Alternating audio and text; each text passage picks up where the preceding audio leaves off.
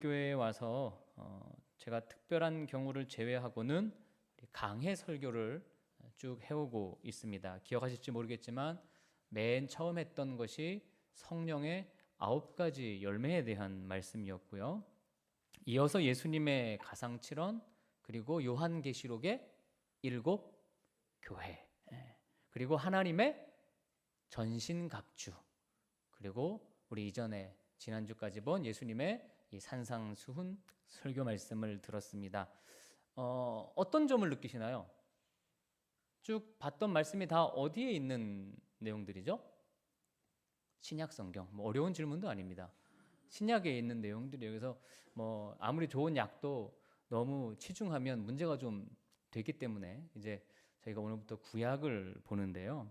그 골방 기도회 때 소선지서 말씀을 한 권씩 요약해서 수요일 금요일 날 그렇게 저희들이 읽다가 보니 요즘 코로나로 인한 이 혼란 가운데 주시는 참 너무나 적합한 말씀들이더라고요. 그래서 우리 성도님들과 소선지서를 호세아서부터 말라기까지 차근차근 읽고 은혜를 나누면 좋겠다고 하는 생각이 들었습니다. 예전에 제가 평택교회에 있을 때 한 10년도 더 된 것 같습니다. 그때 이 새벽 예배 때 이 소선지서를 한번 쭉 읽었던 기억이 있고요. 아마 여러분도 특별한 기회가 아니면 소선지서는 많이 접할 기회가 없는 그런 본문이거든요. 그래서 이번 기회에 소선지서를 한번 다 같이 읽고 잘 공부해 볼 수 있는 그런 시간이 되기를 바랍니다. 아무쪼록 소선지서를 묵상하는 동안 우리 주님이 주신 은혜가 이 자리와 여러분에게 함께 하시기를 주님의 이름으로 축원합니다. 호세아 1장 1절을 우리 읽음으로써 시작하겠습니다. 1장 1절 말씀 다 함께 보겠습니다. 시작. 우시아와 요담과 곧 요아스의 아들 여로보암이 이스라엘 왕이 된 시대에 부엘리의 아들 호세아에게 임한 여호와의 말씀이라. 아멘. 자, 여러 가지 정황으로 볼 때 이 호세아는 북왕국 이스라엘에서 활동한 선지자가 분명합니다. 당시 이스라엘은 두 개로 나눠져 있었죠. 북이스라엘과 남유다인데 북왕국에서 활동을 했어요. 당시 북왕국 이스라엘의 왕이 여로보암 2세인데요. 가장 전성기를 이룰 때입니다. 가장 번창할 때입니다. 그런데 재밌는 것은 1장 1절이요. 분명히 북왕국 이스라엘을 배경으로 활동한 선지자임에도 불구하고 북이스라엘의 왕은 현재 왕인 여로보암만 언급하고 있어요. 나머지 왕들은 오히려 남유다의 왕 우시야, 요담, 아하스, 히스기야 4명을 1장 1절이 얘기를 하고 있습니다. 자, 같은 기간에 여로보암을 이은 북이스라엘의 왕은 스가랴, 살룸, 므나헴, 부가히야, 베가, 그리고 호세아 선지자와 이름이 같은 호세아 왕순으로 이어집니다. 근데 사실 이들 가운데 므나헴과 호세아를 제외하고는요 모두 쿠데타에 의해서 살해되었어요. 그러니까 여로보암의 전성기를 이어서 북이스라엘이 가장 혼란한 정세, 정치, 경제, 종교 면에서 아주 복잡한 시대였다는 증거입니다. 이들은 이름조차 언급할 가치가 없는 하나님을 안중에도 두지 않고 살았던 왕들이에요. 그러니까 그야말로 호세아 선지자는 무법천지 아수라장의 시대를 다 보며 거치며 활동했던 선지자라는 것을 저희들이 1장 1절을 통해 알 수 있습니다. 자, 호세아에 대해 저희가 아는 거는요 몇 개 없어요. 그가 부엘리의 아들이라고 하는 거, 그거밖에 없어요. 언급된 거는. 또 하나는 호세아의 이름, 그 이름의 뜻이 여러분 잘 알죠? 누구와 이름의 그 어근이 같죠? 예수님입니다. 예수님. 예수, 여호수아와 그 이름의 어근이 동일합니다. 그러니까 뜻도 같죠. 구원하다, 도움을 준다, 구출한다는 뜻을 가지고 있어요. 1절은 그 호세아에게 임한 여호와의 말씀이다라고 호세아서를 정의 내립니다. 하나님은 호세아의 삶을 이스라엘을 향한 말씀의 통로로 삼으신 겁니다. 그의 결혼도 그의 자녀도 모두 하나님의 마음이었고 하나님의 메시지였습니다. 저는 이 부분에서 약간 소름 돋았어요. 이제 호세아서를 연구하기 시작하면서 말을 하는데, 여러분 말을 하는데 안 들으면 어떡합니까? 옛날에는 때렸죠. 지금 때리죠. 말을 해도 안 되면 삶으로 보여줘야 돼요. 삶으로. 하나님이 말씀을 해도 안 되니까 한 선지자의 지극히 개인적인 삶을 통해서 백성들에게 말씀하고 있습니다. 그의 삶의 결혼 생활, 자녀 출산과 같은 너무나 개인적이잖아요. 그것을 사용하셔서 당신의 뜻을 전달했다는 거예요. 여러분, 저와 여러분, 우리의 삶이 지극히 개인적인 내 것입니까? 여러분의 그 살아온 삶이 여러분 것입니까? 호세아서를 시작하면서 우리는 말을 해도 안 되니 인생을 사용하여 말씀하시는 그 하나님의 진심을 읽을 수 있어야만 합니다. 내 아픔이 내 아픔만이 아니라 하나님의 아픔인 거예요. 코로나로 제약된 우리의 이 사람들의 삶이 지금 하나님의 음성을 전달하는 메시지인 겁니다. 뭐 하나도 그냥 흘러넘기지 마십시오.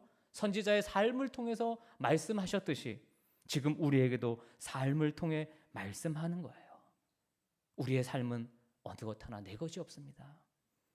그래서 고통도 고난도 다 주님께 맡기는 것입니다. 하나님이 호세아를 통해 주시고자 하셨던 말씀은 너희들이 나와의 그 언약, 계약에 충실하지 않았기 때문에 이제 이 언약이 깨어진다고 하는 말씀이에요. 그냥 말씀하니 잘 안 들어. 호세아 선지자를 음란한 아내와 결혼하게 해서 그 아내가 부정한 생활을 통해 자식을 낳게 하는 것으로 친히 말씀합니다. 그런 이 아내가 어찌 호세아의 아내일 수 있으며 그 자식이 어떻게 호세아의 자식일 수 있느냐? 너희들이 교회 안에 있지만 바알, 즉 세상의 가치를 따르고 사는데 어찌 너희들이 하나님의 자녀이며 하나님의 가족이라고 할 수 있느냐? 너희들은 더 이상 하나님의 백성이 아니야, 내 백성이 아니야 라고 우리들에게 말씀하시는 것이 호세아서입니다. 즉 교회 안의 불신앙을 경고하는 것입니다. 자, 호세아서의 중심 주제가 뭐냐? 따라해 보세요. 음란입니다. 그런데 여기서 음란은 성적인 문란을 의미하지 않는다는 점을 여러분 꼭 기억하시고 유의하셔야 해요. 호세아서를 비롯한 예언서들에서 사용되는 음란이라고 하는 말은 하나님이 아닌 다른 신, 즉 바알, 아세라, 다른 것에 마음이 끌리는 것을 말하는 거예요. 자기들에게 풍요함을 가져다 주는 이방 문화를 따르는 것을 음란으로 부르고 있는 것입니다. 그래서 오늘 2절 말씀에 음란한 여자에 대한 해석이 오늘 본문에서 매우 중요한 포인트가 돼요. 자, 2절 말씀을 보겠습니다. 2절입니다. 같이 읽습니다. 시작. 여호와께서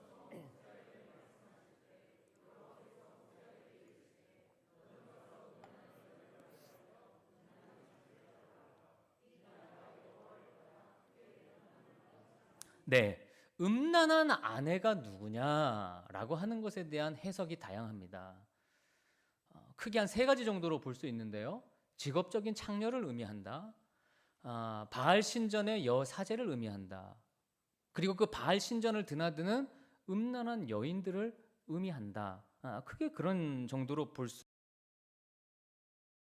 그런데 그렇게 생각해서 이 호세아의 결혼이 참 어려웠겠다. 그렇지 않을까요? 선지자가 창녀랑 결혼한다고 생각해 보세요. 하나님이 야, 너 창녀와 결혼해라. 그러면 그 선지자가 그걸 받아들일 수 있겠습니까? 너무 어려운 거죠. 그러니까 참 이분은 어려운 일에 동의했구나라고 우리가 생각하기 쉽죠. 그런데 저는 오히려 호세아가 고멜과 결혼한 것이 그렇게 힘든 일이 아니라고 하는 점을 여러분에게 오늘 말씀드리고 싶어요. 저는 이 해석을 동의합니다. 저는 이렇게 이 본문을 바라봅니다. 이 음란한 여자라는 원어는 예쇠트 제누님이라고 하는 단어예요.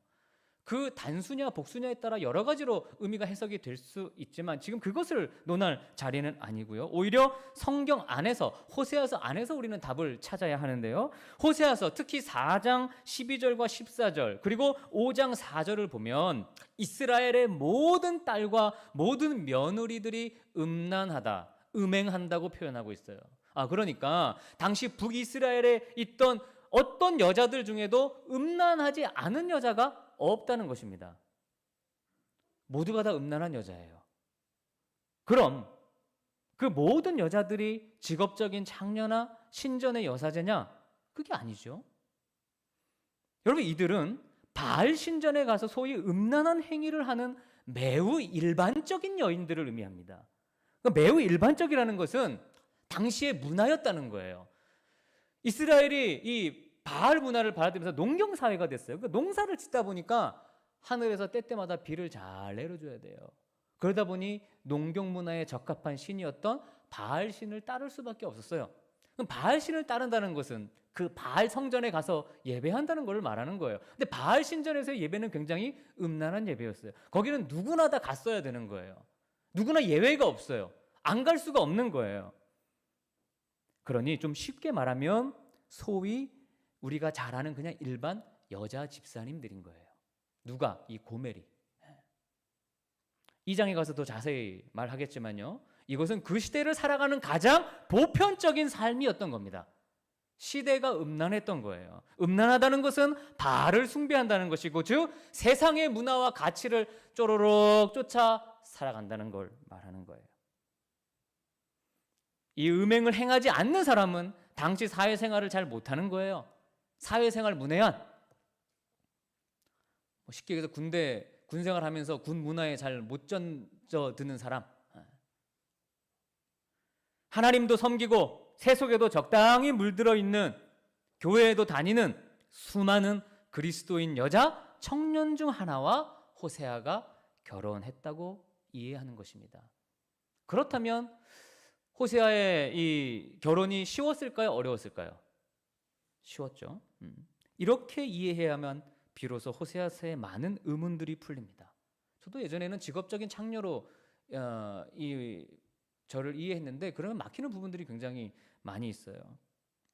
호세아가 하나님의 명령을 들었을 때 저항도 않고 불평도 안 했어요. 여러분, 선지자인데 너 창녀랑 결혼해라. 그 얘기를 들으면 네, 순종할 수 있습니까? 아무리 선지자라도 순종할 게 있고 순종을 못할 게 있는데, 그거는 진짜 순종하기 어려운 일이잖아요. 그런데 호세아는 아무런 대꾸도 없이 순종했어요. 그 말은 너무나 일반적인 여자였기 때문이에요. 하나님은 그 시대의 음란함을 이 고멜을 통해 보여주시고 있는 것입니다. 스스로도 인지하지 못할 정도로 우리는 세상 가치에 물들어 있어요. 자본주의의 해악에 다 빠져 있단 말이에요. 남자도 여자도 예외가 아니에요. 이거 고멜이라고 하는 한 특정한 인물을 주시는 거지, 여자? 음란한 여자가 아니라 음란한 남자 여자를 통칭해서 우리에게 주시는 말씀입니다. 여러분, 우리 솔직해져야 됩니다.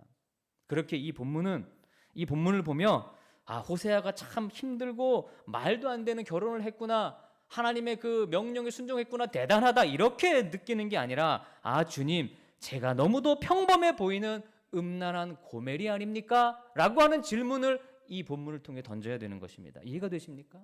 이 시대가 그런 시대고, 이 시대를 살아가는 우리가 이 시대에 잘 편승해서 그저 명목상의 그리스도일 뿐이지 이 땅의 문화를 그대로 쫓고 있는 자들이 아니냐 하는 우리 주님의 음성인 거예요. 초신자나 직분자나 설교자인 저나 크게 다르지 않아요. 우리는 이 땅을 좋아하고 이 땅의 가치를 쫓고 있어요.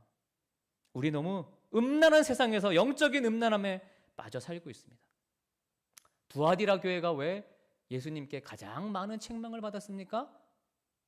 기억 안 나시죠? 음란 때문이었습니다. 그 음란이 뭐였습니까? 바알을 섬기는 거였어요. 세상을 따르는 거였어요. 바알은 돈입니다. 돈. 자본을 따르는 거였어요. 이에 대해 1절 말씀은 하나님의 심한 거부감을 드러냅니다. 하나님은 이스라엘 백성들을 부를 때 언제나 성경에 내 백성이라 그랬어요. 내 나라라 그랬어요. 그런데 오늘 본문은 이 백성, 이 나라라고 하나님이 거리를 두고 계세요. 굉장히 표현이 적나라합니다. 이스라엘 전체가 하나님을 떠나 행음하고 그 안에 백성들도 모두 하나님과는 동떨어진 삶을 살아요. 우리들 전부도 몰라서 그렇지 여러분의 삶 하나하나 다 뒤집어 보면 불신자들과 다를 바 없다는 거예요. 똑같이 우리도 바알을 따르고 있고 세상에 돈을 쫓고 있고 그런 삶을 추구하고 있고, 더 이상 교회에는 있는데 하나님께는 돌아올 수 없는 상태가 되었어요. 그래서 이스라엘 전체를 음란한 아내로, 한 사람 한 사람을 음란한 자식으로 부르시면서 이것이 어떻게 내 나라고 내 자식이냐? 바알을 섬기는 바알의 자식들이지. 호세아의 비극적인 결혼은 호세아 개인의 일이 아니라 바로 우리들 자신의 일인 것입니다. 여러분 4절과 5절 말씀을 읽어봅니다. 4절과 5절입니다. 시작. 여호와께서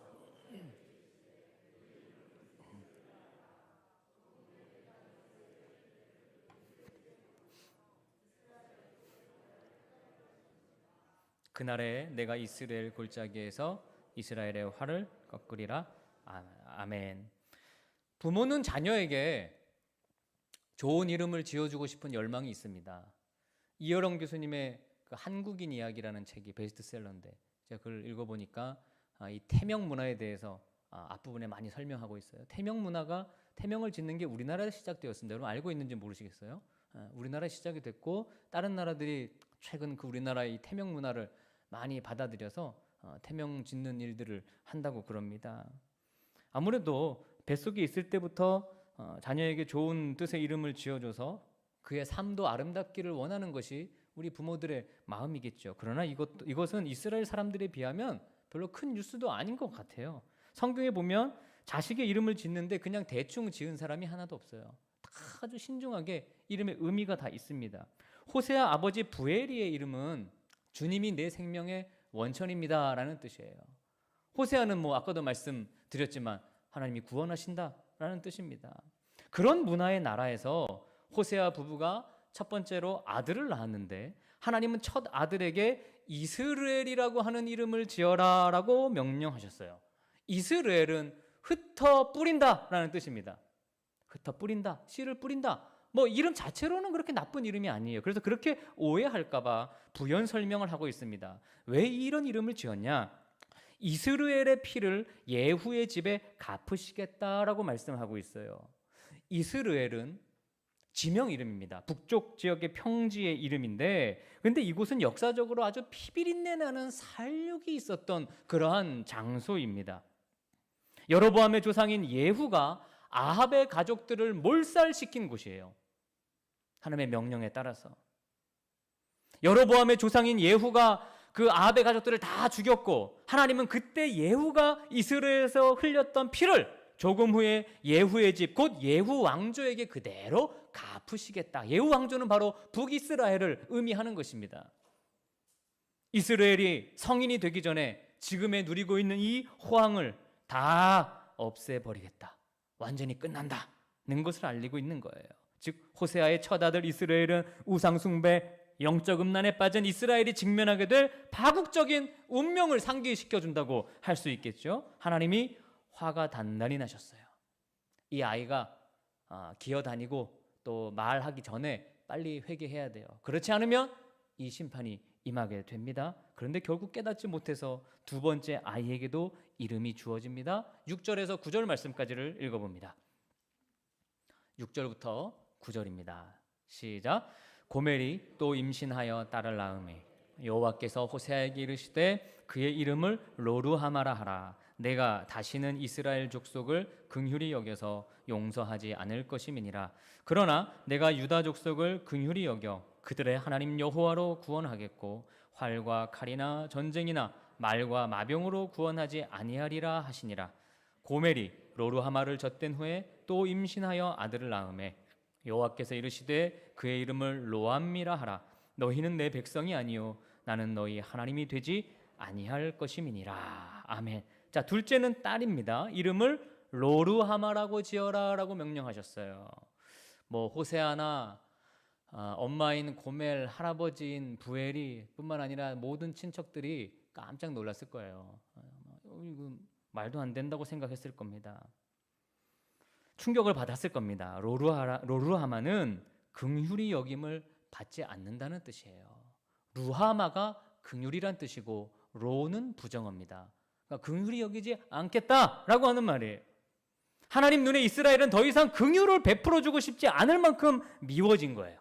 출애굽기 34장에 여호와는 자비롭고 은혜롭고 노하기를 더디하시고 인자와 진실이 많은 하나님이라고 하셨는데 첫 딸 이름을 자비를 받지 못한다는 로루하마로 부르는 것은 하나님의 용서와 자비가 더 이상 있지 않겠다고 하는 주님의 강력한 선언입니다.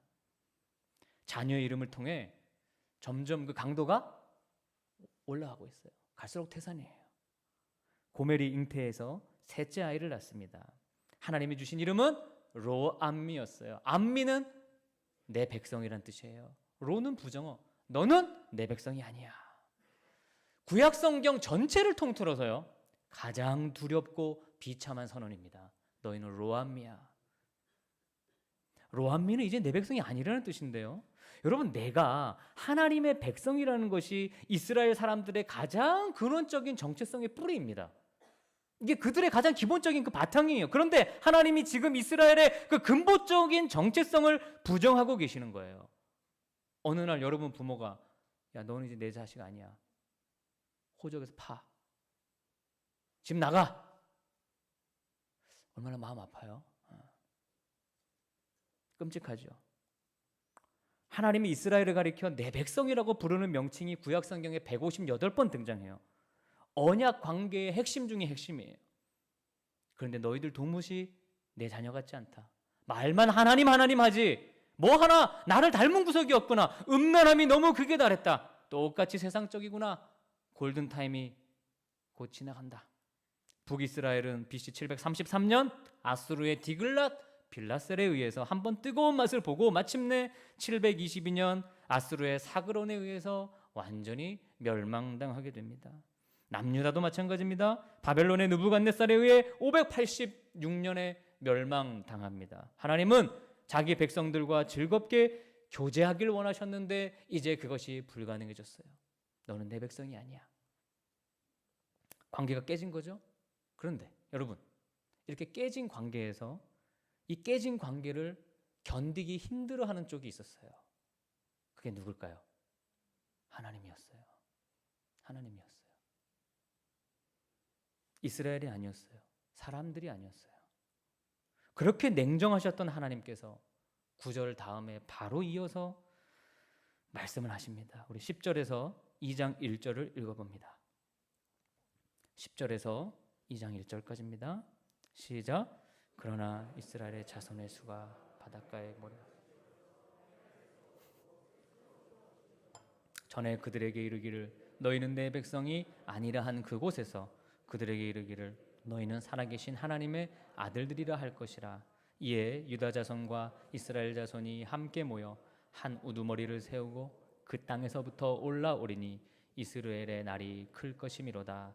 너희 형제에게는 암미라 하고 너희 자매에게는 루아마라 하라. 아멘. 우리는 호세아서의 하나님을 잘 이해해야 합니다. 그렇게 냉정하신 하나님, 하나님께 가는 골든타임 놓치면 안 됩니다. 하나님은 당신의 나라를 이스라엘이라 부르는 보복의 하나님이시고 자기 백성을 로루하마라고 불러 불쌍히 여기지 않겠다고 하셨고 심지어는 로함미라고 하시며 더는 내 자녀가 아니라고 하셨습니다. 근데 이런 말은 다 우리를 사랑하시기 때문에 하셨던 말씀이었어요. 우리는 그 하나님의, 여러분 본문 설교 제목을 보세요. 하나님의 마음을 읽을 줄 알아야 돼요. 저희는 하나님이 얼마나 속상하시면 이러한 과정들을 호세아의 개인적인 삶을 통해 진행하셨을까요? 여러분 자식을 길러보신 분들은 다 아시잖아요. 아무리 속상해도 내 자식을 내 자식 아니라고 할 수 있습니까? 그 자식이 아무리 잘못한다고 해도 내 새끼 아니라고 할 수 있냐고요. 그런데 우리의 부족하고 세상을 쫓아가는 음란한 모습을 보시며 너는 내 자식 아니야 라고 말씀하시는 그 하나님의 안타까움과 속상함을 우리가 읽을 수 있어야 한다는 것입니다. 여러분, 하나님이 괜히 어떤 무서움과 공포를 일으키시려고 괜히 예후에 피 흘리는 이 사륙을 언급하고 그러시는 것이 아닙니다. 하나님이 얼마나 치열하고 철저하게 포기할 수 없는 진심과 포기할 수 없는 사랑으로 우리에게 다가오시는지를 보여주시고 있는 거예요. 정말 다 포기하셨다면 화도 안 나는 법입니다. 그럼 10절을 보면 내 백성이 아니라 한 그곳에서 너희는 살아계신 하나님의 아들이라 할 것이니라. 하필 살아계신 하나님, 살아계시다는 표현을 했어요. 하나님이 세상을 창조하시고 이 땅에 진리와 생명으로 채우시고 풍성하고 완성하시는 분인데 이 일을 어떠한 경우에도 진행하시겠다는 뜻이에요. 우리 하나님 살아계시다는 거는요. 코로나로 같은 질병, 자연재해, 오늘 아침 뉴스 보니까 뭐 케냐, 파키스탄, 중국 그 메뚜기 떼 때문에 아주 농사가 초토화된 거 보셨어요? 자연재해, 세상의 악함이 아무리 강해도 하나님은 이 땅을 고치시고 당신의 나라로 이끌어 가시는 그 일을 중단하실 수 없는 분이라는 의미에서 살아계신 하나님이라는 것이에요. 우리 하나님 살아계셔요. 참으로 눈물겨운 아버지예요. 2장 1절을 보면 우리에게 다시 암미라고 하시네요. 암미, 내 자녀다, 내 백성이다. 그리고 루하마라고 하신대요. 하나님의 자비와 긍휼을 다시 우리에게 허락해 주신대요. 이 눈물겨운 주님의 싸움과 인도하심, 그 진심을 제발 읽으라고 하시는 뜻입니다. 여러분 하나님의 그 진심이 조금이나마 느껴지십니까? 호세아의 삶을 통해 말씀하시는 하나님의 간절한 진심이 여러분 경험되십니까? 제발 세상의 음란함을 아무것도 아닌 양 모르게 즐기고 섬기며 따르지 마시기를 바랍니다. 하나님께서 아무 자격 없는 우리를 택하신 것은 인간 스스로 나를 믿지 말고 저 만몬과 바알과 자본을 믿지 말고 하나님을 믿으며 살라는 것입니다. 우리의 연약함이나 우리 안에 있는 음란한 성향이나 이 죄성을 몰아내고 나도 고멜과 같은 똑같은 사람임을 인정하고 하나님의 도우심을 구하며 하나님의 그 진심 어린 심정에 따라 오늘도 살아갈 것을 여러분 다짐하는 저와 여러분 되시기를 주님의 이름으로 축원합니다. 기도하겠습니다.